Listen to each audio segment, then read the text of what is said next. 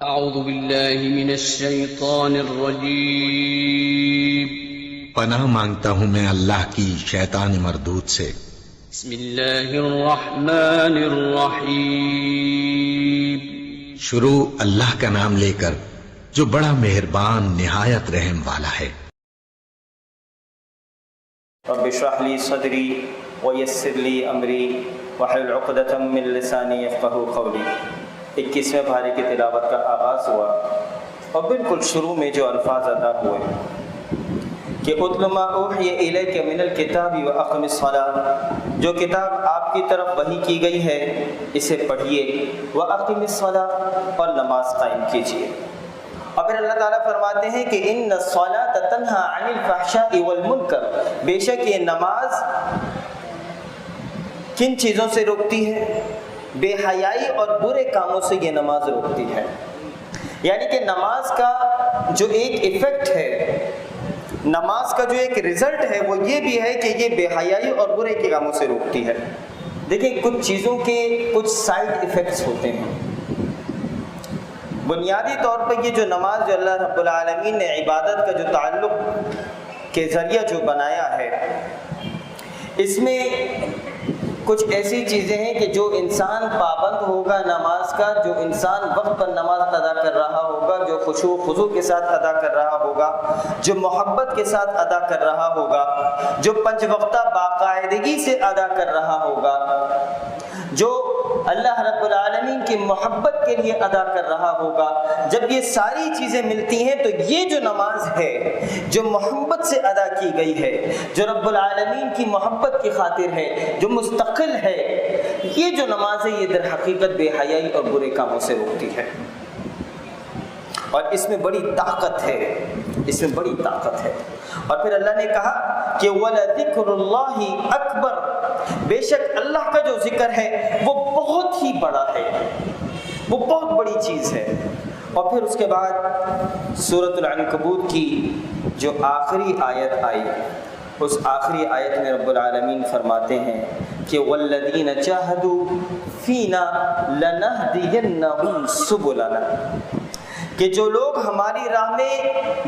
ہماری راہ میں مشقتیں برداشت کرتے ہیں، جو مصیبت برداشت کرتے ہیں، جو مشکل جب آتی ہے تو وہ ثابت قدم ہو کر کھڑے رہتے ہیں، اللہ رب العالمین فرماتے ہیں کہ وَالَّذِينَ جَاهَدُوا فِينَا لَنَهْدِيَنَّهُمْ سُبُلَنَا، تو ایسے ہی لوگوں کو اپنی راہیں ہم ضرور دکھائیں گے۔ وَإِنَّ اللَّهَ لَمَعَ الْمُحْسِنِينَ، اور اللہ تعالیٰ محسنین کے ساتھ ہے، ان لوگوں کے ساتھ ہے کہ جو احسان کا رویہ اختیار کرتے ہیں، جو حق سے تھوڑا زیادہ عبادت کے اندر رب العالمین سے محبت کا تعلق مضبوط کرتے ہیں، اللہ تعالیٰ ایسے محسنین کے ساتھ ہے۔ اس کے بعد سورۃ الروم کی تلاوت کا آغاز ہوا۔ یہ سورۃ الروم کی جو تلاوت ہے، الف لام میم غلبت الروم، کہ رومی مغلوب ہو گئے، فی ادنی الارض وهم من بعد غلبهم سیغلبون، نزدیک کی زمین میں، پر وہ مغلوب ہونے کے بعد عنقریب دوبارہ غالب ہو جائیں گے۔ رومی مغلوب ہو گئے، اسی قریب کی زمین میں یہ مغلوب تو ہو گئے ہیں، لیکن عنقریب کچھ عرصے کے اندر اللہ نے فرمایا فی بضع سنین، چند سال میں، تقریباً 10 سال تک کے عرصے کے اندر یہ رومی دوبارہ غالب آ جائیں گے۔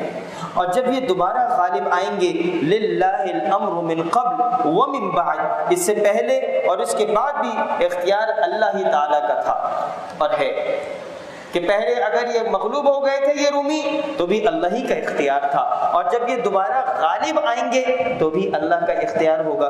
لیکن یہاں جو سمجھنے کی چیز ہے وہ یہ ہے، الفاظ ادا ہوئے کہ وَيَوْمَئِذٍ يَفْرَحُ الْمُؤْمِنُونَ، اور اس روز مسلمان شادماں ہوں گے، خوش و خرم ہوں گے، جس روز جب یہ رومی دوبارہ غالب آئیں گے تو مسلمان بھی اس روز خوش و خرم ہوں گے، ان کے لیے خوشی کا سامان ہوگا۔ اب یہ جو سورۃ الروم آئی، جب اس کی سورۃ الروم کی وحی آئی، یہ بڑی عجیب چیز ہے۔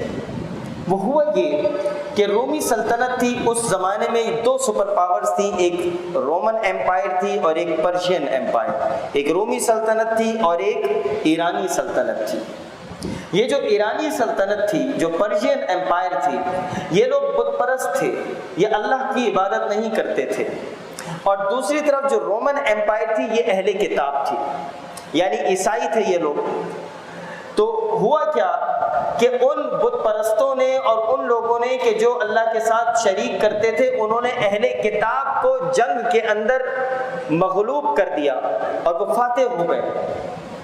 تو ہوا یہ کہ جب رومی مغلوب ہو گئے تو جب مسلمانوں کو یہ خبر پہنچی کہ رومی جو ہے وہ مغلوب ہو گئے ہیں اور ایرانیوں نے، ان مشرکین نے ان رومیوں کو شکست دے دی ہے، تو مسلمان تھوڑے سے غمگین ہوئے۔ کیوں کہ رومی جو تھے وہ اہل کتاب تھے، مسلمان غمگین ہوئے۔ دوسری طرف جو مشرکین مکہ تھے وہ خوش ہوئے کہ ان مشرکین نے، جو ایرانی مشرکین ہیں، انہوں نے اہل کتاب کو شکست دے دی ہے۔ تو مسئلہ صرف رومیوں کا اور ایرانیوں کا نہیں تھا، بلکہ مسئلہ یہاں یہ بھی تھا کہ مشرکین مکہ جو تھے، مشرکین مکہ وہ خوش تھے ایرانیوں کے جیتنے پر، اور مسلمان رومنز کے ہارنے پر مغموم تھے۔ اب ہوا کیا یہاں پہ؟ جو اہم چیز ہوئی وہ یہ، اللہ نے کہا کہ چند ہی عرصے میں دوبارہ مسلمان غالب آ جائیں گے، فی بضع سنین، تقریباً 10 سال کے عرصے میں۔ اب ہوا یہ یہاں پہ کہ پھر وقت نے اپنا پینترا بدلا، وقت نے اپنا پینترا بدلا، اور یہ رومی سلطنت جو تھی 9 سال کے اندر یہ قرآن کی رومی سلطنت کی، یعنی 2 ہجری کے اندر، سن 2 ہجری میں رومی سلطنت نے دوبارہ جنگ کی اور ایرانیوں کو تہو تیغ کر دیا، ان کو شکست دے دی سن 2 ہجری کے اندر۔ یہاں یہ بات سمجھنے کی ہے کہ یہ جو رومنز کی دوبارہ فتح جو تھی، اس کی پیشنگوئی اللہ تعالیٰ نے 9 سال پہلے ہی دے دی تھی کہ دیکھو آج اگر رومنز جو ہیں وہ مغلوب ہوئے ہیں تو کل دوبارہ غالب ہوں گے۔ لیکن ایک اور پیشنگوئی یہاں پہ ہوئی، وہ پیشنگوئی یہ تھی جو میں نے الفاظ ادا کیے کہ وَيَوْمَئِذٍ يَفْرَحُ الْمُؤْمِنُونَ، جس دن رومنز خوش ہوں گے، جس دن رومن ایمپائر دوبارہ غالب آ جائے گی، مسلمان بھی اس دن خوش و خرم ہوں گے۔ یہ دوسری خوشخبری جو تھی وہ یہ تھی کہ سن 2 ہجری میں، جس وقت سن 2 ہجری میں رومنز نے ایرانینز کو ختم کیا، شکست دی، بالکل اسی وقت مسلمانوں نے غزوہ بدر کے اندر یہاں پر مشرکین مکہ کو ایک بہت بڑی شکست دے دی۔ میرے بھائی، یہ اللہ تعالیٰ کی طرف سے ایک پیشنگوئی تھی کہ دیکھو 9 سال بعد تمہارے ساتھ یہ ہونے والا ہے، تمہیں شکست ملے گی۔ آج تم خوش ہو رہے ہو، تمہیں مسلمانوں کے ہاتھوں بھی شکست ملے گی، اور اس کا اسٹیٹمنٹ 9 سال پہلے مسلمانوں کو بتا دیا گیا۔ پھر اس کے بعد آگے چل کر تذکرہ آتا ہے کہ یخرج الحی من المیت ویخرج المیت من الحی ویحیی الارض بعد موتها وکذالک تخرجون۔ یہ آیت نمبر 19 سورۃ الروم کی، کہ اللہ تعالیٰ کہتا ہے کہ ہم زندگی کو موت میں سے نکالتے ہیں، ہم موت کو زندگی میں سے نکالتے ہیں، ہم دن کو رات میں سے نکالتے ہیں، ہم رات کو دن میں سے نکالتے ہیں۔ یہ دنوں کا آنا جانا، یہ موت اور زندگی کا، یہ تو نشانی ہے در حقیقت ان لوگوں کے لیے جو عقل رکھتے ہیں۔ یہ پیدائش، ذرا اپنی پیدائش پہ تو غور کرو، ذرا ان رات اور دن کے آنے جانے پہ تو غور کرو، یہ اللہ تعالیٰ کی طرف سے ایک بہت بڑی نشانی ہے تمہارے لیے۔ اور پھر آگے چل کر یہاں یہ بات آئی کہ فَأَقِمْ وَجْهَكَ لِلدِّينِ حَنِيفًا، بس آپ یکسو ہو کر اپنا منہ دین کی طرف متوجہ کر دیں، اللہ رب العالمین کی طرف متوجہ کر دیں۔ یہ آیت نمبر 30 ہے کہ اپنے آپ کو ثابت قدم ہو کر اللہ رب العالمین کے سامنے بالکل اسٹریٹ، بالکل اللہ رب العالمین کے سامنے متوجہ ہو جائیں۔ اور پھر اسی کے اندر یہ آگے چل کر یہ بات آتی ہے کہ اولم یرو ان اللہ یبسط الرزق لمن یشاء ویقدر، یہ آیت نمبر 37 ہے۔ کیا انہوں نے یہ نہیں دیکھا کہ اللہ تعالیٰ جسے چاہے کشادہ روزی دیتا ہے اور جسے چاہے جس کی روزی اللہ تعالیٰ یہ تنگ کر دیتا ہے۔ اس میں بھی نشانیاں ہیں ان لوگوں کے لیے کہ جو ایمان رکھتے ہیں۔ اگر اللہ کسی کو ڈھیل دیتا ہے تو یہ بھی اللہ کی طرف سے ایک نشانی ہے، اور اگر اللہ کسی کو پکڑ لیتا ہے تو یہ بھی اللہ کی طرف سے نشانی ہے۔ پھر آگے چل کر یہاں پر یہ بات آئی کہ ظہر الفساد فی البر والبحر بما کسبت ایدی الناس، خشکی اور تری میں لوگوں کی بدعمالیوں کے باعث فساد پھیل گیا، کہ یہ زمین کے اوپر جو فساد ہے اور اس تری میں دریاؤں کے اوپر یہ جو بھی فساد ہے یہ کس کی وجہ سے ہے؟ بما کسبت ایدی الناس، یہ انسان کے اپنے ہاتھوں کی کمائی ہے۔ یہ انسان اصل میں خود فسادی ہے، جس کی وجہ سے آج زمین کے اندر جو فساد ہو رہا ہے یہ اسی کی وجہ سے ہو رہا ہے۔ اگر یہ فساد ان سمندروں میں ہے تو یہ اسی انسان کی وجہ سے ہے۔ اور پھر آگے چل کے کہا فَأَقِمْ وَجْهَكَ لِلدِّينِ الْقَيِّمِ مِنْ قَبْلِ أَنْ يَأْتِيَ يَوْمٌ لَا مَرَدَّ لَهُ مِنَ اللَّهِ يَوْمَئِذٍ يَصُدَّعُونَ۔ آیت نمبر 43 میں اللہ نے کہا کہ بس آپ اپنا رخ اس سچے اور سیدھے دین کی طرف ہی رکھیں قبل اس کے کہ وہ دن آ جائے جس کا ٹل جانا اللہ تعالیٰ کی طرف سے ہی نہیں ہے، اللہ تعالیٰ کی طرف سے ہے ہی نہیں اس کا ٹل جانا۔ اس دن سب متفرق ہو جائیں گے، اس دن سب متفرق ہو جائیں گے۔ اس کے بعد سورہ لقمان کی تلاوت کا آغاز ہوا، اور یہ جو ہے میں آپ تمام لوگوں سے چاہوں گا کہ یہ قرآن کا وہ حصہ ہے کہ ہر باپ اس حصے کو یاد کرے۔ سورہ لقمان کا جو دوسرا رکوع ہے، ہر ماں سورہ لقمان کے دوسرے رکوع کو ضرور یاد کرے۔ اس کی وجہ کیا ہے کہ حضرت لقمان جو تھے، حکیم لقمان، اللہ تعالیٰ نے ان کو حکمت عطا کی تھی۔ اب یہاں پر ایک باپ اپنے بیٹے کو نصیحت کر رہا ہے، ایک باپ اپنے بیٹے کو۔ اب یہ دیکھیں، آپ ذرا یہ سوچیں کہ ہم میں سے کتنے لوگ باپ ہیں، والد ہیں، اور کتنے لوگ جو ہیں باپ کی حیثیت سے اپنی اولاد کو جو نصیحت کرتے ہیں وہ کیسی ہوتی ہے۔ ہم لوگ بھی تو اپنی اولاد کو نصیحت کرتے ہیں نا۔ آپ یہ دیکھیں کہ جو ہم جو نصیحت کرتے ہیں وہ کیا کرتے ہیں، اور حکیم لقمان نے اپنے بیٹے کو جو نصیحت کی تھی وہ کیا کی تھی۔ اور ایک اور بات یہاں پر سمجھنے کی ہے، انسان ساری دنیا کو دھوکہ دے سکتا ہے، انسان سب کو فریب کر سکتا ہے، سب کو دغا دے سکتا ہے، اپنی اولاد کے ساتھ کبھی دھوکہ نہیں کرتا، کبھی اپنی اولاد کو دھوکہ نہیں دیتا، ہمیشہ اپنی اولاد کے لیے حریص ہوتا ہے، محبت کا جذبات رکھتا ہے۔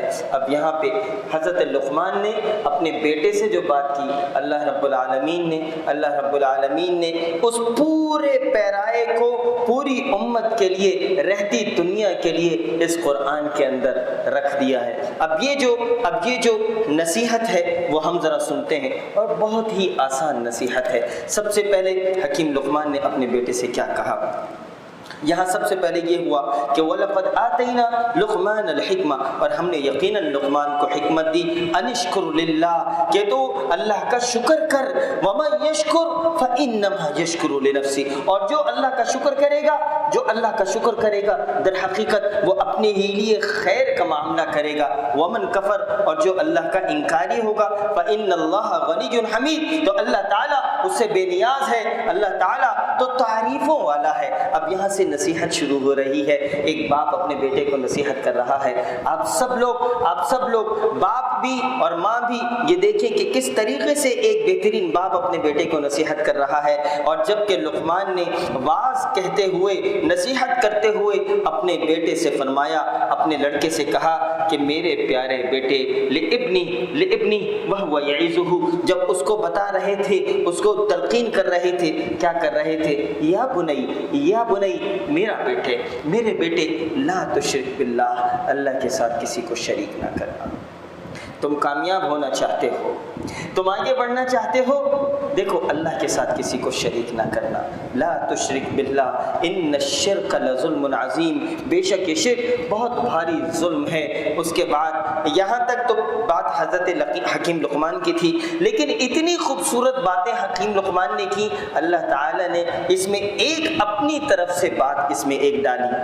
وہ بات کیا تھی؟ اللہ تعالیٰ نے اپنی جو بات ڈالی وہ یہ کہ وَوَصَّيْنَا الْإِنسَانَ بِوَالِدَيْهِ، ہم نے اس انسان کو اس کے ماں باپ کے متعلق نصیحت کی ہے۔ آپ یہ دیکھیں حکیم لقمان کی اس بات میں، خوبصورت باتوں کے اندر اللہ تعالیٰ نے ایک ایسی بات ڈال دی ہے جو میرے لیے اور آپ کے لیے نصیحت کا سامان ہے۔ اللہ نے کہا کہ وَوَصَّيْنَا الْإِنسَانَ بِوَالِدَيْهِ، ہم نے انسان کو اس کے ماں باپ کے متعلق نصیحت کی ہے۔ حَمَلَتْهُ أُمُّهُ وَهْنًا عَلَى وَهْنٍ وَفِصَالُهُ فِي عَامَيْنِ، اس کی ماں نے دکھ پر دکھ اٹھا کر اسے حمل میں رکھا، اور اس کی دودھ چھڑانے کے لیے اسے 2 برس لگ گئے، 2 سال لگ گئے۔ انشکر لی کہ تو میرا شکر ادا کر، ولی والدیک، اور تو اپنے والدین کا شکر ادا کر۔ تیری ماں نے تجھے 2 سال دودھ پلانے کے لیے لگا دیے، تیری ماں نے تجھے حمل کے اندر اپنے پیٹ میں رکھا، کتنی تکلیف اس نے برداشت کی، تو 2 سال تک اپنی ماں کا دودھ پیتا رہا، اور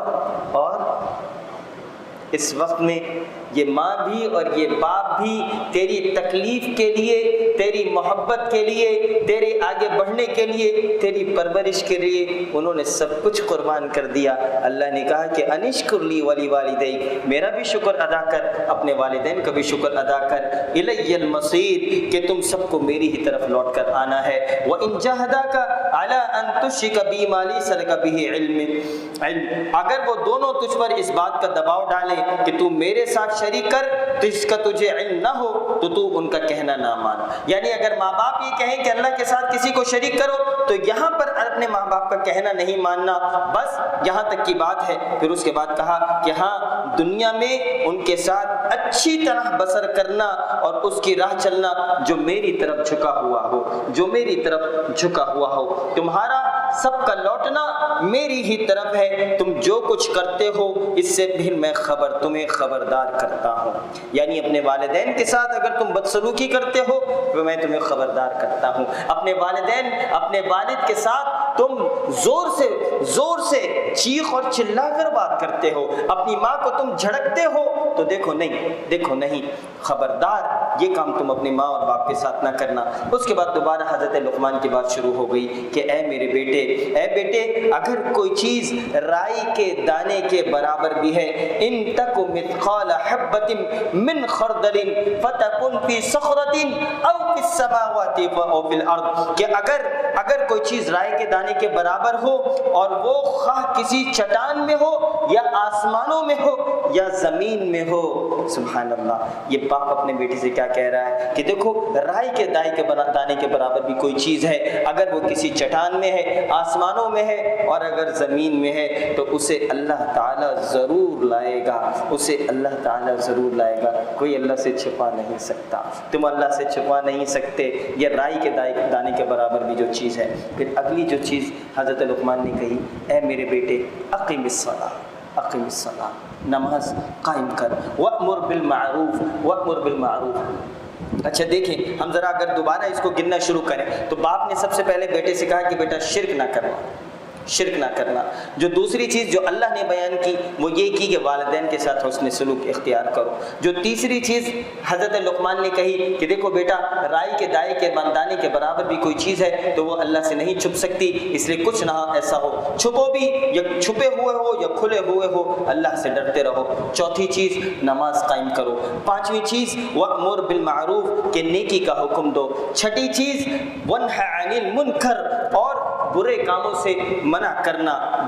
سے منع کرنا۔ ساتویں چیز وَاصْبِرْ عَلَىٰ مَا أَصَابَكَ، اور جب کبھی تم پر مصیبت آ جائے تو صبر کرنا۔ إِنَّ ذَلِكَ مِنْ عَزْمِ الْأُمُورِ، یقین مان کہ یہ بڑے تاکیدی کاموں میں سے ہے۔ اس کے بعد کہا آٹھویں چیز وَلَا تُصَعِّرْ خَدَّكَ لِلنَّاسِ، لوگوں کے سامنے اپنے گال نہ پھلا۔ 8ਵੀं चीज़, फुला फुला कर, मुंह फुला फुला कर बात न कर, गुरूर और तकब्बुर के साथ बात न कर। ये गुरूर और तकब्बुर इंसान को अल्लाह ताला से दूर लेकर चला जाता है। और जो सबसे पहला गुनाह जो हुआ, जो सबसे पहली नाफरमानी हुई इस रोए ज़मीन पर, जो अल्लाह की जो सबसे पहली नाफरमानी थी वो किसने की थी? वो इब्लीस ने की थी। और वो जो नाफरमानी थी उसमें गुरूर और तकब्बुर था। इसीलिए 8वीं चीज़ ये कही है कि मुंह फुला फुला कर बात न कर, मुंह फुला फुला कर बात न कर। वला तमशी फिल अर्दि मरहा, और ज़मीन के ऊपर अकड़ करना चल, 9वीं चीज़। और फिर 10वीं चीज़ क्या है? इन्नल्लाह ला युहिब्बु कुल्ल मुख्तालिन फ़ख़ूर, किसी तकब्बुर करने वाले शेखी खोरे को अल्लाह ताला पसंद नहीं फरमाता। आगे है, अपनी रफ्तार में मियाना रबी इख्तियार कर, धीमे धीमे आहिस्ता आहिस्ता चल, ना बहुत तेज चल ना बहुत आहिस्ता चल, मुअतदिल तरीके से चल, मुअतदिल तरीके से चल। और अपनी आवाज़ पस्त कर, वग़्दुद मिन सौतिक, अपनी आवाज़ों को क्या करो? पस्त करो। इन्न अनकरुल अस्वात लसौतुल हमीर, यकीनन आवाज़ों में सबसे बदतर जो आवाज़ है वो गधों की आवाज़ है। ये एक बाप की अपने बेटे को नसीहत थी। ये 10, 11 चीज़ें, 12 चीज़ें एक बाप अपने बेटे को दे रहा है, एक बाप अपने बेटे को नसीहत कर रहा है। आप तमाम अहबाब से गुजारिश है इंशाअल्लाह कि ये सूरह लुक़मान का जो दूसरा रुकू है इसे हिफ्ज़ कर लें, इसको बार बार अपने घर में पढ़ें, खुद अपने लिए पढ़ें और अपनी औलाद को भी पढ़ाएं। हर माँ और हर बाप इसको इंशाअल्लाह याद करें। उसके बाद सूरह लुक़मान की जो आखिरी आयत आई वो ये आई, आखिरी आयत से पहले अल्लाह ने फरमाया, या अय्युहन्नास, ए लोगो, इत्तक़ू रब्बकुम, अपने रब से डरो, वख्शौ यौमन ला यजज़ी वालिदुन अन वलदी, उस दिन का खौफ करो जिस दिन बाप अपने बेटे को कोई नफ़ा नहीं दे सकेगा। आज ये जो सारी मोहब्बत है, हमारी मोहब्बत किससे होती है? आप यकीन जाने, जब से बेटा हुआ है, मैं यहाँ पे बैठा हूँ, मेरा बेटा दूसरे मुल्क के अंदर है, अब मैं सोचता हूँ हर वक्त उसके बारे में। बेटे की जो मोहब्बत है, बेटे की मोहब्बत है, मैं उसको हर वक्त सोचता रहता हूँ, उसकी आवाज़ को सुनता हूँ, उसकी आवाज़ को सुनता हूँ और उसकी आवाज़ में मैं खो जाता हूँ। ये मोहब्बत होती है, ये मोहब्बत है। अल्लाह ताला ने कहा कि देखो, दुनिया में तुम्हें जितनी मोहब्बत हो जाए अपनी औलाद से, एक बाप को, एक माँ को सबसे ज़्यादा अगर किसी से मोहब्बत है तो अपनी औलाद से मोहब्बत होती है। अल्लाह ने यहाँ पर क्या करा कि देखो, क़यामत के दिन का खौफ इख्तियार करो, उस दिन का खौफ करो जिस दिन बाप अपने बेटे को कोई नफ़ा नहीं दे सकेगा। दुनिया में तुमने जितनी मोहब्बत कर ली, वहाँ पर बाप भी, माँ भी, यौम यफिर्रुल मर्उ मिन अखी, कि उस दिन क्या होगा? उस दिन क्या होगा? भाई अपने भाई से भाग रहा होगा, व उम्मिही व अबी, अपनी माँ और अपने बाप से भाग रहा होगा, व साहिबतिही व बनी, अपनी बीवी और अपनी औलाद से भाग रहा होगा। अल्लाह ताला का देखें तो सही ये निज़ाम क्या है कि दुनिया में सबसे ज़्यादा जिन लोगों से इंसान मोहब्बत करता है, क़यामत के दिन जब वो मामला होगा, जब नफ्सा नफ्सी का आलम होगा, कोई किसी को नहीं देख रहा होगा, कोई किसी को नहीं देख रहा होगा, उस वक्त सिर्फ और सिर्फ आमाल काम आएंगे। उस वक्त सिर्फ और सिर्फ के जिनके दिल में इस दुनिया के अंदर तकवा था, जिनके दिल में मोहब्बत थी, वो तकवा और मोहब्बत उनको वहाँ पर बचा ले जाएगी। उसके लिए अल्लाह ने क्या कहा? उस दिन का खौफ करो जिस दिन बाप अपने बेटे को कोई नफ़ा न पहुँचा सकेगा और न बेटा अपने बाप का ज़रा सा भी नफ़ा करने वाला होगा। वला मौलूदुन हुवा जाज़िन अन वालिदिही शैआ, थोड़ा सा भी कोई बेटा अपने बाप को नफ़ा नहीं कर सकता। इन्न वअदल्लाहि हक़ फला तग़ुर्रन्नकुमुल हयातुद दुनिया वला यग़ुर्रन्नकुम बिल्लाहिल गुरूर। याद रखो, अल्लाह का वादा सच्चा है, तुम्हें दुनिया की ज़िंदगी में धोखे में ना रहने डाले और ना धोखेबाज शैतान तुम्हें धोखे में डाल दे। उसके बाद ये आखिरी आयत आई सूरह लुक़मान की कि इन्नल्लाह इंदहु इल्मुस्साअ, बेशक इस क़यामत का कब आने है, ये क़यामत कब आनी है, ये वक्त कब आएगा, इसके वक्त का इल्म सिर्फ और सिर्फ अल्लाह को है। वयुनज़्ज़िलुल गैज़, और बारिश जो नाजिल फरमाता है ये अल्लाह रब्बुल आलमीन को इसका इल्म है। वयअलमु मा फिल अरहाम, और माँ के पेट में जो है इसे अल्लाह जानता है। वमा तदरी नफ्सुम माज़ा तक्सिबु गदा, और कोई भी ये नहीं जानता कि कल क्या कुछ करेगा, कल क्या करेगा, कोई नफ्स ये नहीं जानता कि कल आने वाले दिन वो क्या करेगा। और आखिरी चीज़ जो अल्लाह ने बताई कि वमा तदरी नफ्सुम बिअय्यि अर्दिन तमूत, और कोई नफ्स ये नहीं जानता, किसी को ये मालूम नहीं है कि किस ज़मीन में वो मरेगा। یہ 5 چیزیں. ان 5 چیزوں میں سے جو پہلی 3 چیزیں ہیں کہ علم الساعہ وَيُنَزِّلُ الْغَيْثَ وَيَعْلَمُ مَا فِي الْأَرْحَامِ، پھر یعنی کہ قیامت کا علم اللہ کو ہے، یہ بارش، اس بارش کا علم اللہ کو ہے. اب بظاہر دنیا کو یہ بات پتہ ہوگی کہ یہ بارش کیا ہے اور کیا نہیں ہے، کب آنی ہے اور کب نہیں آنی، لیکن کون سی بارش رحمت کی بارش ہوگی اور کون سی بارش لوگوں کے لیے زحمت ہو جائے، یہ صرف اس کا علم اللہ رب العالمین کو ہے. اور ماؤں کے پیٹ کے اندر کیا ہے، ماؤں کے پیٹ کے اندر لڑکا ہے یا لڑکی ہے، تم یہ سمجھتے ہو تمہیں یہ معلوم ہو گیا تو تم سمجھتے ہو تمہیں سب کچھ معلوم ہو گیا. اللہ فرماتے ہیں تمہیں یہ بات نہیں پتہ کہ ماں کے پیٹ میں جو بچہ یا بچی ہے یہ فرما بردار ہے بھی یا یہ فرما بردار نہیں ہے. اس کا علم کس کو ہے؟ اس کا علم صرف اللہ رب العالمین کو ہے. پھر اس کے بعد آگے کیا کہا، وما تدری نفس ماذا تکسب غدا، کسی نفس کے پاس یہ علم نہیں ہے، کسی نفس کے پاس یہ علم نہیں ہے کہ وہ کل وہ کہاں جائے گا، وہ کل وہ کس طرح ہوگا، اس کا رزق کہاں سے آئے گا. اور وما تدری نفس بأي ارض تموت، اور کسی نفس کے پاس بھی یہ علم نہیں ہے کہ اس کی موت کہاں آئے گی. یہ 5 چیزیں یہاں پر بیان ہوئیں. اس کے بعد سورہ سجدہ کی تلاوت کا آغاز ہوا. سورہ سجدہ کی تلاوت کے اندر جو ایک اہم بات، وَقَالُوا أَإِذَا ضَلَلْنَا فِي الْأَرْضِ أَإِنَّا لَفِي خَلْقٍ جَدِيدٍ بَلْ هُمْ بِلِقَاءِ رَبِّهِمْ كَافِرُونَ. آیت نمبر 10 ہے. انہوں نے کہا کہ جب ہم زمین میں رل مل جائیں گے، جب ہم ہماری ہڈی سب کچھ ختم ہو جائے گی، کیا پھر نئی پیدائش میں آ جائیں گے کہ یہ لوگ، بلکہ یہ لوگ تو اپنے پروردگار کے ملاقات کے منکر ہیں. در حقیقت یہ ملاقات کے منکر ہیں. تبھی یہ لوگ یہ باتیں کرتے ہیں کہ جب ہم مر جائیں گے، جب ہم زمین کے اندر چلے جائیں گے، جب ہمارے جسم ختم ہو جائے گا، جب ہماری ہڈی ختم ہو جائے گی تو کون پیدا کرے گا. در حقیقت اللہ نے کہا کہ یہ لوگ در حقیقت منکر ہیں. قل یتوفاکم ملک الموت الذی وکل بکم، کہہ دیجئے کہ تمہیں موت کا فرشتہ فوت کرے گا جو تم پر مقرر کیا گیا ہے، پھر تم سب اپنے پروردگار کی طرف لوٹ جاؤ گے. کاش کہ آپ دیکھتے کہ جب کہ گناہگار لوگ اپنے رب تعالیٰ کے سامنے سر جھکائے ہوئے ہوں گے، کہیں گے اے ہمارے رب ہم نے دیکھ لیا اور سن لیا، تو ہمیں واپس لوٹا دے، ہم نیک اعمال کریں گے، ہم یقین کرنے والے ہیں. وہ یہ اللہ تعالیٰ سے کہیں گے اگر ہم چاہتے تو ہر شخص کو ہدایت نصیب فرما دیتے، لیکن میری یہ بات بالکل حق ہو چکی ہے کہ میں ضرور جہنم کو انسانوں اور جنوں سے پر کر دوں گا. اور اس کے بعد اللہ نے کہا کہ فذوقوا بما نسیتم لقاء یومکم ھذا، اب تم اپنے اس دن کی ملاقات کے فراموش کر دینے کا مزہ چکھو. تم ساری زندگی اس کو بھول گئے تھے، تم نے اس کو بھلا دیا تھا، آج اس کا مزہ چکھو. انا نسیناکم، تم نے بھلا دیا تھا. وذوقوا عذاب الخلد، اور اپنے کیے ہوئے اعمال کی شامت سے ابدی عذاب کا مزہ چکھو. اس کے بعد سورۃ الاحزاب کی تلاوت کا آغاز ہوا. اس سورہ احزاب کے اندر، یہ سورہ احزاب جو ہے غزوہ احزاب کے حوالے سے ہے کہ غزوہ احزاب جب ہوا، جب مسلمانوں کے اوپر ایک بہت سخت وقت آ گیا، ایک بہت سخت وقت ہو گیا اور مسلمانوں کے اوپر یہ چڑھ دوڑے. اور مسلمانوں کی حالت کیا تھی کہ مسلمان اس وقت یہ قرآن کے اندر جو الفاظ ادا ہوتے ہیں، وہ لوگ جو اللہ کے نبی صلی اللہ علیہ وآلہ وسلم کے ساتھ تھے، وہ اللہ کے نبی کے پاس آ کر کہنے لگے کہ اے نبی کب اللہ کی مدد آئے گی. الفاظ جو ہیں وہ اللہ رب العالمین کے سنے کیا ہیں، یا ایھا الذین آمنوا اذکروا نعمت اللہ، اے ایمان والو اللہ نے جو تم پر احسان کیا ہے اسے یاد کرو.